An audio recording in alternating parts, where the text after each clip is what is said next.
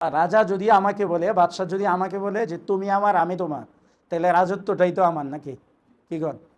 তো আল্লাহ যদি এই কথা বলে দেন যে তুমি রোজাদার, বাস আমি তোমার, ও আনা উজজাবি, আমি তোমার প্রতিদান, তাইলে জান্নাত, জান্নাতের আরাম আয়েশ আরও যত নিয়ামত আছে সবই তো আমার, নাকি? এই জন্য আল্লাহ তাআলার নিয়ামতের মধ্যে সবচেয়ে বড় নিয়ামত হলো আল্লাহর সন্তুষ্টি। আল্লাহ রসুল সাল্লাল্লাহু আলাইহি সাল্লামের দরবারে হযরতে আনাস ইবনে মালিক রাদিয়াল্লাহু তাআলা আনহু 10 বছর খেদমত করছেন। কত বছর? একবারও রসুল বলেন না এটা কেন করলা না, বা এটা কেন করলা, মানে শাসনের সুরে বলে না যে এটা কেন করলা তুমি, বা এটা কেন করলা না, একবারও বলেন না। এখন তো মানুষ বাস দরজা লাগিয়ে গেট লাগিয়ে পর্দা দিয়ে খেতে থাকে। এই ঘটনা হাদিসের মধ্যে আছে যে মদিনার বাজারে এক ইহুদি বাজারে আসছে, তো তার বাচ্চা ছিল তার সাথে। তো বাচ্চা মানুষ, সে তো খাইতেছে, সে তো আর মুসলমানদের রোজা নাকি সে বুঝে না। তো ওই ইহুদি তাকে থাপ্পড় দিয়েছে যে তুমি জানো না মুসলমানদের রমজানের সময়, এখন রমজান মাস, তুমি এদের সামনে খাইতেছো।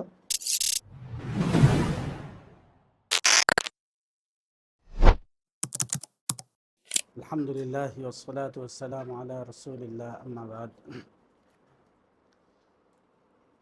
সম্মানিত উপস্থিতি, আল্লাহ সুবহানাহু ওয়া তাআলা শুকরিয়া যে আল্লাহ সুবহানাহু ওয়া তাআলা আমাদেরকে সারাদিন রোজা রেখে কিয়ামুল লাইল, সালাতুত তারাবিহ আদায় করার তৌফিক দিচ্ছেন। এজন্য সকলে শুকরিয়াতান বলি আলহামদুলিল্লাহ। আল্লাহ সুবহানাহু ওয়া তাআলার দেয়া 12টি মাসের মধ্যে সবচেয়ে মূল্যবান ফজিলতপূর্ণ মাস হলো রমজান মাস।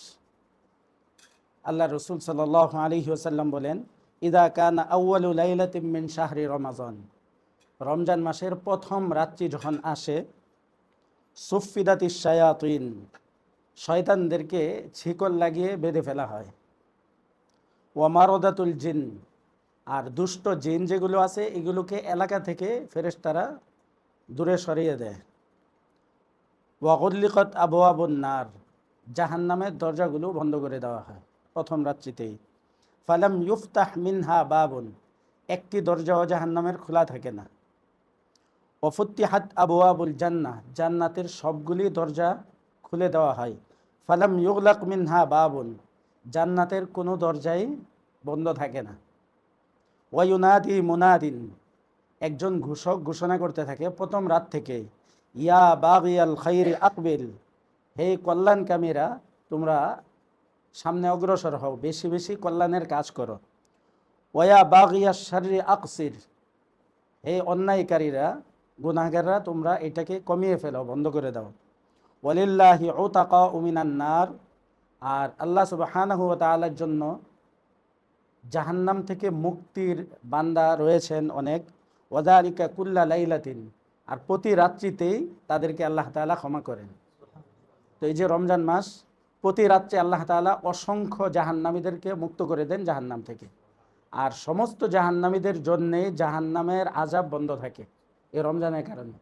তো এইখান তো আমাদের উচিত, আমাদের আত্মীয় স্বজন, বাবা মা যারা দুনিয়া থেকে চলে গেছে, যে পুনরায় যেন রমজানের পরে জাহান্নামের দরজা যখন খোলা হয়, তো কাউকে যেন আর সেখানে জাহান্নামে না যেতে হয়, আল্লাহ তাআলা চিরস্থায়ীভাবে মুক্ত করে দেন।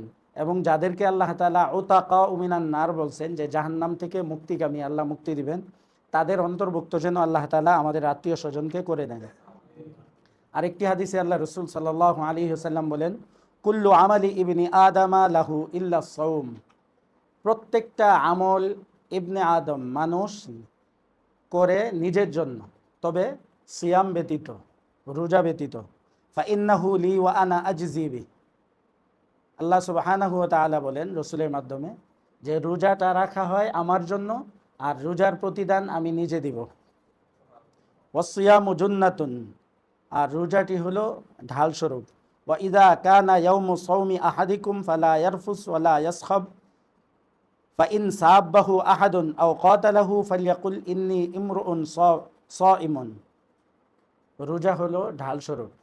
ঢাল দিয়ে যেমন আত্মরক্ষা করা হয়, রোজার মাধ্যমে গুনাহ থেকে আত্মরক্ষা করা হয়।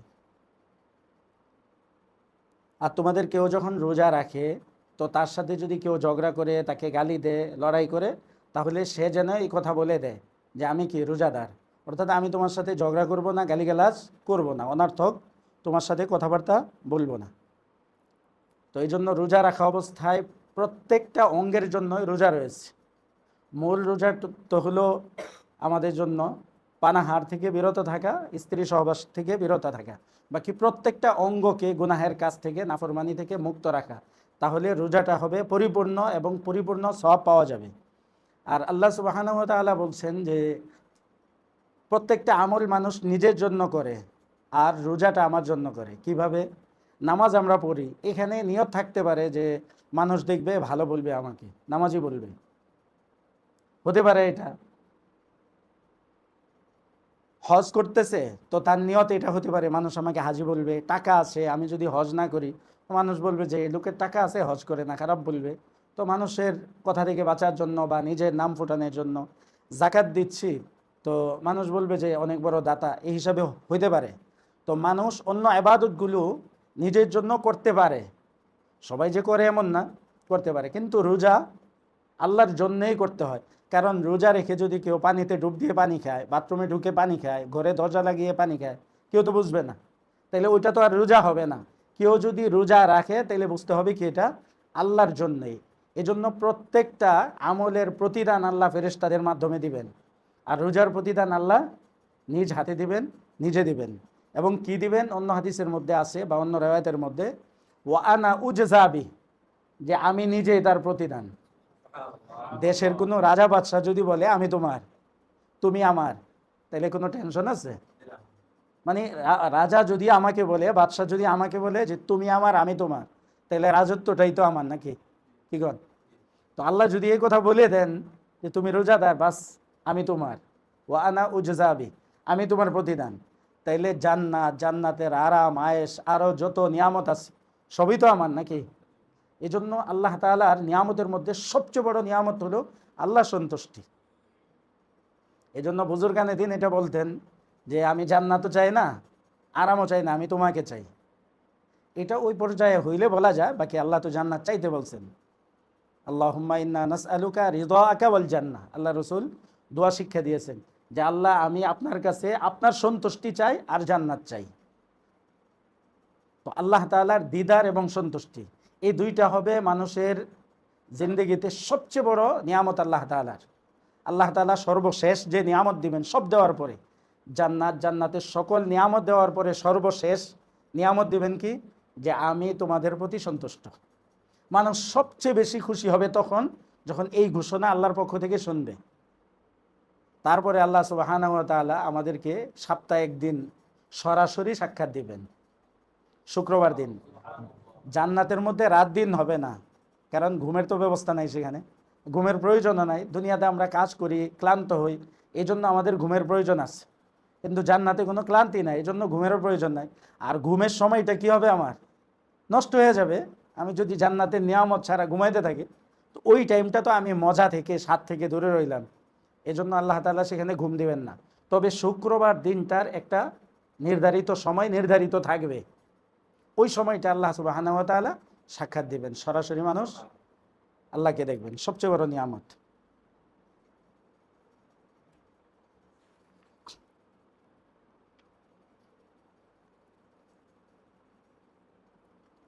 আরও কয়েকটি হাদিস এ ব্যাপারে আছে যে জান্নাতের দরজাগুলো রমজান মাসের প্রথম রাত্রিতেই সবগুলি খুলে দেওয়া হবে, একটাও বন্ধ রাখা হবে না।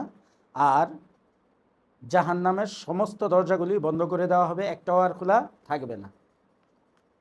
আল্লাহ রসুল হাদিসের মধ্যে বলেন, ইন্না ফিল জান্নাতি বাবান ইউকালু লাহুর রাইয়ান, জান্নাতের বিশেষ একটা দরজা থাকবে, গেট থাকবে, যার নাম হলো রাইয়ান।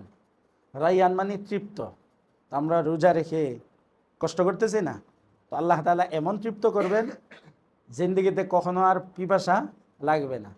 ওই দরজা দিয়ে শুধু জান্নাতীরা প্রবেশ করবে। আল্লাহ বলবেন যারা রোজাদার আছো, রোজাদার যারা, তোমরা এই গেট দিয়ে প্রবেশ করো। তারা প্রবেশ করার পরে ওই গেট বন্ধ করে দেওয়া হবে, আর কেউ ওইটা দিয়ে প্রবেশ করতে পারবে না। তো এই জন্য সুন্দর করে আমরা চেষ্টা করব যে একেবারে হক আদায় করে, যে রোজার মাধ্যমে আল্লাহ তাআলা এই কথা আমাদেরকে বলে ফেলেন যে ওয়া আনা উজজাবি, আমি তোমার প্রতিদান। তো আল্লাহ তাআলা আমাদেরকে সেইভাবে রোজা রাখার তৌফিক দান করুক। কয়েকটি মাসালা, রোজা অবস্থায় আমরা গোসল করি না, তো গোসল করার দ্বারা রোজা ভাঙবে না। তবে গোসলের সময় যদি কেউ উজু করতে গিয়ে কুলি করতে গিয়ে গলায় পানি চলে যায় তাহলে রোজা ভেঙে যাবে। আর এই রোজা যেহেতু অনিচ্ছায় ভাঙবে, এজন্য এটার কাফারা দিতে হবে না, কিন্তু কাজা করতে হবে একটা রোজা।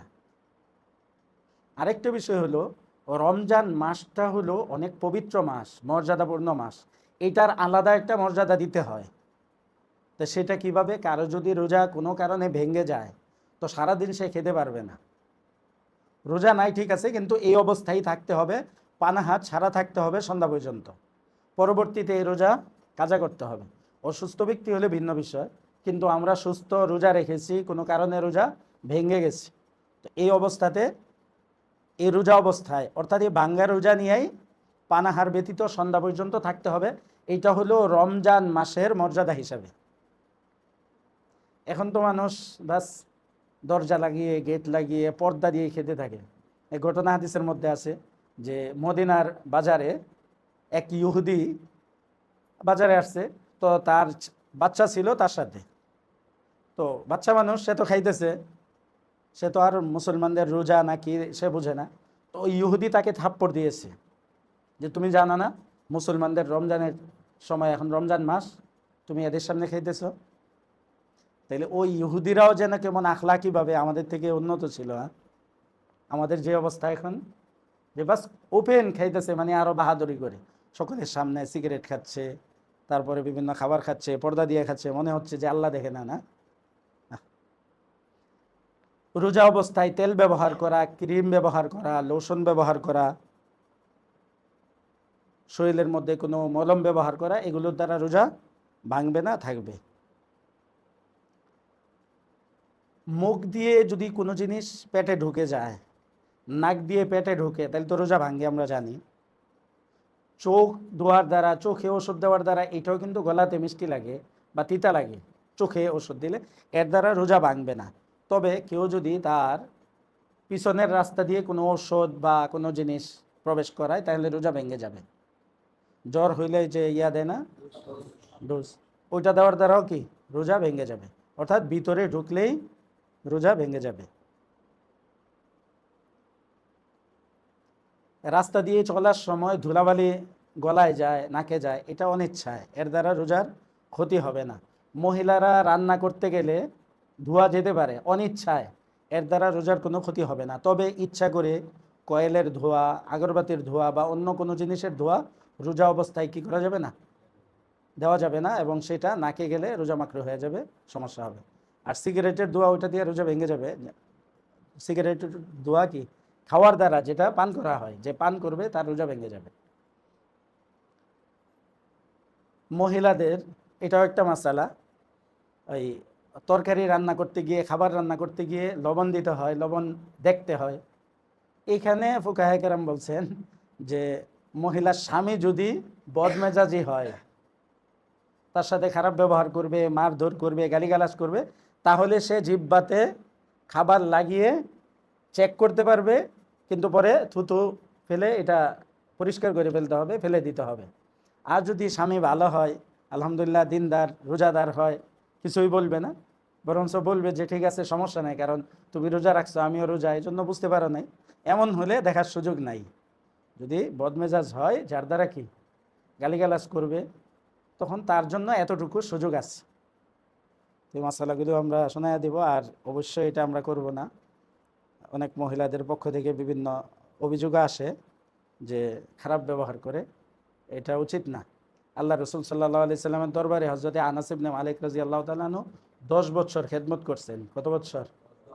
একবারও রসুল বলেন না এটা কেন করলা না, বা এটা কেন করলা, মানে শাসনের সুরে বলে না, এটা কেন করলা তুমি, বা এটা কেন করলা না, একবারও বলেননি, হাদিসে আছে।